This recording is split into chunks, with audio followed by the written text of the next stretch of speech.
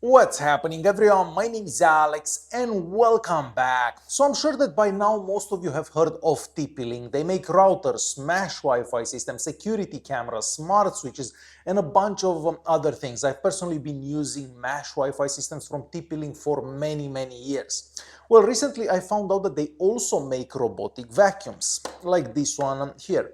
So this is called the Tapo RV50 Pro Omni. You can probably see the base station right behind me there. I'll do a close-up so you can see it better. But basically in today's video we're going to be looking at this robot vacuum and see what it can do. This has the potential of being the best robot vacuum under $500. Now before we go any further, I also want to let you know that this video is indeed sponsored by TP-Link, and of course there will be some links available in the video's description so you can check out this robot vacuum. Alright, so we're gonna start talking about the base station that's behind me there, mostly because that is a very important part of the whole robotic system experience, let's call it. So first things first, at the top of the base station we have two water tanks. One is for clean water, you'd fill that up with clean water, and one is for dirty water. So basically all the water that gets washed from the mops whenever the robot vacuum goes back and washes the mop will end up in that dirty water tank. If you actually check out that water in the dirty water tank, you're gonna be surprised to see how dirty that water gets. So basically all the dirt from your floors will end up inside that container. Just below those water tanks, you also have a plastic cover, and if you remove that, behind it you're gonna find a dust bag for the robot vacuum. So basically the robot vacuum will go throughout your house, will pick up everything that is on carpets, hard floors, etc., and then it will go back to the base station and empty itself out. So hair or anything that it picked up throughout the cleaning cycle will end up inside that dust bag. So you don't actually have to do anything, the vacuum empties itself out.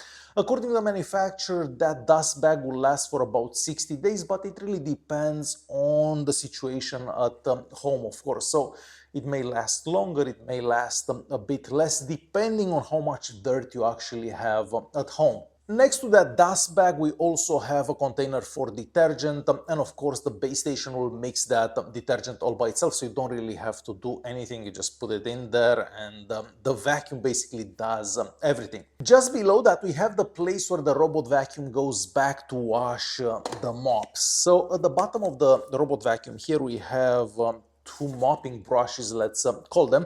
These basically scrub your floor, but every so often the robot will go back to the base station and wash these mops. The base station also uses 140-degree Fahrenheit hot water. So of course when you mix that the detergent to the hot water, these mops will be nice and clean. So basically everything, all the dirt from your floors will end up inside the base station there in that dirty water tank. Whenever the vacuum is done a cleaning cycle, of course it will wash the mops, and it will also dry the mops with 122 degrees Fahrenheit hot air. So these are not gonna smell funny, there will be no mold buildup or anything like that. So everything will be nice and dry whenever this is done a cleaning cycle. This robot vacuum also features an anti-tangle hair system, which combines a tangle-free cutting brush, anti-tangle side brush, and anti-tangle caster. Wrapped hair is only cut at the base station, so not during cleaning. So imagine that you have a pet or anything like that, and let's say the dog's tail got caught in the brush here. Well, the vacuum here will not actually cut the hair unless it's docked. So the cutting of the hair only happens whenever the robot vacuum is at the base station docked. Otherwise, it will not happen. Now, I've been using this vacuum for about 2 to 3 weeks, I think, and there is absolutely no hair stuck on this brush. With a lot of robot vacuums, you do find hair stuck on this brush, and you have to take this off. So let's see how to take this off. And then you basically have to cut the hair. Well, no, the way this is designed and the fact that it actually cuts the hair of it, all the hair ends up inside the robot vacuum and eventually inside the base station in that dust bag. I will try to take a shot, to like film a shot, a close-up shot of the dust bag to show you what kind of hair there is, because I haven't actually seen any hair stuck on this brush here at all. So I'll do my best to show you what's inside that dust bag. Interacting and controlling the robot vacuum is done through the Tapo app. So first of all, you're gonna pair the robot vacuum with the Tapo app, and then the robot vacuum will go around and map your entire house. So it uses a LiDAR navigation system to map out your entire house, and then it has dual laser to kind of check for obstacles throughout your house. So if you leave a cable on the floor, if you leave some shoes, if you have some toys, this is not gonna get stuck. From the app there you can basically change everything. You can change the suction power, you can change how wet the mops are, you can set certain areas in the house where the robot increases suction, for example. So everything is very customizable from the Tapo app. And of course you can also see where the robot is at all times. It knows how to go back to the base station to recharge or wash the mops or empty the dustbin here. So it does everything all by itself. You just have to map the house for the first time, and then the robot vacuum knows how to do everything by itself. This can also be controlled with your voice if you connect that Tapo app to the Google Assistant or Amazon's Alexa. Personally, I haven't done that because I just find it so much easier to start a cleaning cycle from the app, but you can definitely do that as well. This also runs for up to 250 minutes on one charge. So you basically start the cleaning cycle and it will go on and on and on till it's done your house, or till the battery runs out. If it does happen to run out, it will go back to the dock, it will recharge, and then it will continue cleaning. So basically what I do, I start the cleaning cycle when I leave home, and by the time I come back, everything is nice and clean, and don't really have to worry about anything because the vacuum will do everything by itself. Next, we are talking about vacuuming performance, because after all, this is called a robot vacuum. So of course, it does have to vacuum good as well. So this has a suction power of 15,000 pascals. So it doesn't really matter what kind of surface it goes over, if it goes over carpets, if it goes over hard floors, basically everything it goes, and if there is anything on the floor, everything will end up inside our dust bin right here. So this is our dust bin right here. This gets emptied out inside the dust bag automatically, so you don't really have to do any of that. The filter is also here. You may want to clean that every so often as well.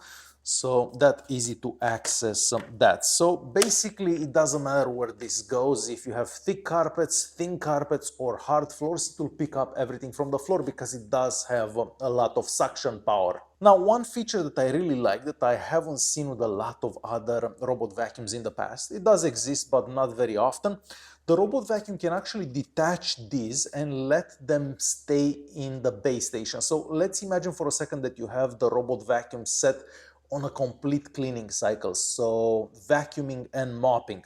If you have thick carpets, the robot will actually drop these off at the base station before it vacuums the carpet. This way these don't actually touch the carpet and the carpet doesn't get wet. So I do like that feature quite a bit.